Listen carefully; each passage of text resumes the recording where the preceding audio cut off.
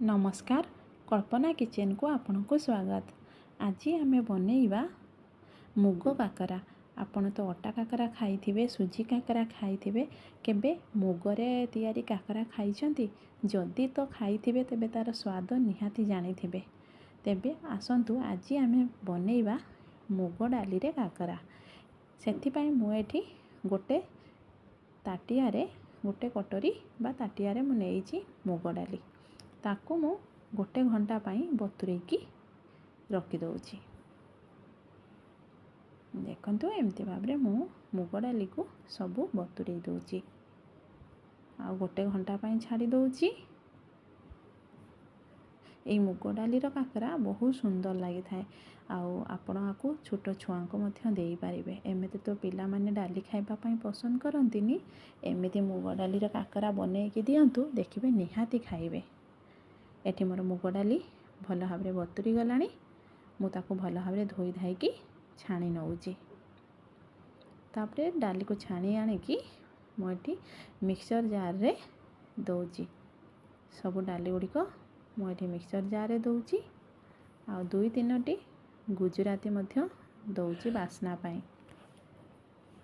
आ जो ताटियारे मो मुग डाली नेइथिली सेई ताटियारे माप अनुसार अध ताटियारू अल्प टिके कम चीनी नउछि। आउ अध ताटिए क्षीर दउछि। ताको सब मिसेइकी गोटे पेस्टटे बनै आनुछि। जमा पानी मु दहुनी। जदि आपण को आउ एक्स्ट्रा क्षीर भी दरकार देइकी पेस्टटे बनै आनिबे। देखंतु एमिति भाबरे बहलिया पेस्टटे बनै आनिबे। तापरे आमे गैस लगेइबा। आ गैस रे गोटे करेई बसेइबा। सेई करेई रे एई आण को पकेइबा। एई जो मुग डाली रो बटा थिला सेया को सेई करेई रे दबा। आउ स्वाद अनुसार अल्प टिके लूण दबा। लूण देइकी आमे ताकू जेमिति खळी जंतंती सेमिति भाबरे जंतणीते बनैबा। गैस को मीडियम आंच रखिबा। जमारू भी हाई करिबानी, नहले एई जंतणी भल हबनी। एमिति भाबरे ताकू कंटिन्यूअसली आमे घोरेई चलिबा, नहले एटा टेड़ा बनी जीवो। जमारू भी आणाटा भल बनिबनी। देखंतु एटा मोर धीरे धीरे सिझी आसिलानी। पाखा पाखी मोर हेई गलानी जंतणीटा। देखंतु तळी छाड़िबा पाई लागिलानी। तो एथरो जानि नेबे एटा भल भाबरे हेई गलानी। एबे आमे गैस को बंद करी दबा। आ गोटे प्लेट रे आमे टिके घियो लगेइकी रखिबा।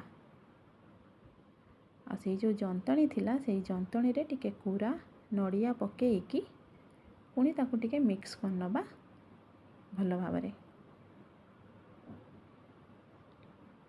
तापरे सेई जंतणी को आमे सेई घियो लगा प्लेट को बाहर करी आनिबा। आउ हाथ रे एमती ताको थापी दबा।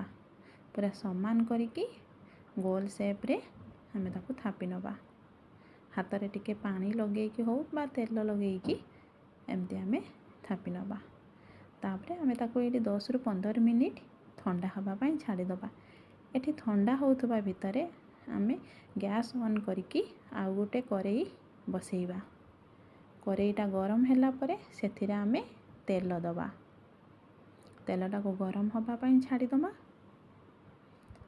तेल गरम होउथबा भितरे आमे एठी सेई जंतणी को एमती भाबरे पीस पीस करिकी काटी नबा। देखंतु एमती छोटो छोटो पीस स्क्वायर शेप रे काटी आनिबा। तेलटा को आमे जमारू भी बेसी गरम करिबानी, मीडियम आंच रे रखिबा। आ मीडियम गरम ହେଲା परे आमे एई काकरा को सेथिरे पकेइबा। जमारू भी हाई फ्लेम रे पकेइबानी, नहले एटा ऊपर पूरा लाल हो जिवो किंतु भितरे कंचा रहिबो। तेबे मीडियम आंच रे आकु पकेइकी धीरे धीरे करिकी छाणिबा। मझिरे आमे एमती ताको टिके नौटेई दबा। दुई पट भल भाबरे लाल हेई गले, भल भाबरे छाणी हेई गकी भल भाबरे भाजी हेई गले आमे बाहर करिबा। ଏଠି ମୋତେ ଆଉ ଟିକେ ସମୟ ଲାଗିବ ଭାଜିବା ପାଇଁ। ଏବେ ପାଖାପାଖି ହେଇ ଆସିଲାଣି। ଆଉ ଟିକେ ଆମେ ଏପଟ ସେପଟ ନଉଟେଇ ଦେବା। ଆଉ ଏବେ ଆମେ ଆକୁ ବାହାର କରି ଆଣିବା। ମୋର ଏଠି ପୁରା ଭଲ ଭାବରେ କାକରା ବନିଗଲାଣି। ବାହାର କରି ଆଣିକି ଗୋଟେ ପ୍ଲେଟ୍ରେ ରଖିବା।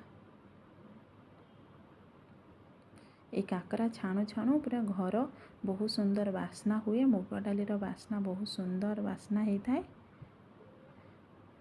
ଆଉ ଯେଉଁ ମୋ ପାଖରେ ଏକ୍ସଟ୍ରା ବଞ୍ଚିଥିଲା କାକରା ତାକୁ ବି ମୁଁ ଛାଣି ନେଉଛି।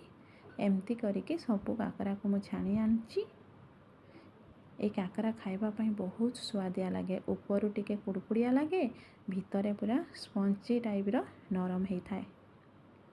ଆପଣ ଆକୁ ଘରେ ବନାନ୍ତୁ ଆଉ ପିଲାମାନଙ୍କଠୁ ନେଇକି ସମସ୍ତଙ୍କୁ ଦିଅନ୍ତୁ ଖାଇବା ପାଇଁ। ବହୁତ ସୁନ୍ଦର ଲାଗେ। ଆପଣଙ୍କୁ ଯଦି ମୋର ଚ୍ୟାନେଲ୍ ବହୁତ ଭଲ ଲାଗୁଥାଏ ତେବେ ଲାଇକ୍, କମେଣ୍ଟ ଆଉ ସବସ୍କ୍ରାଇବ୍ ନିହାତି କରନ୍ତୁ।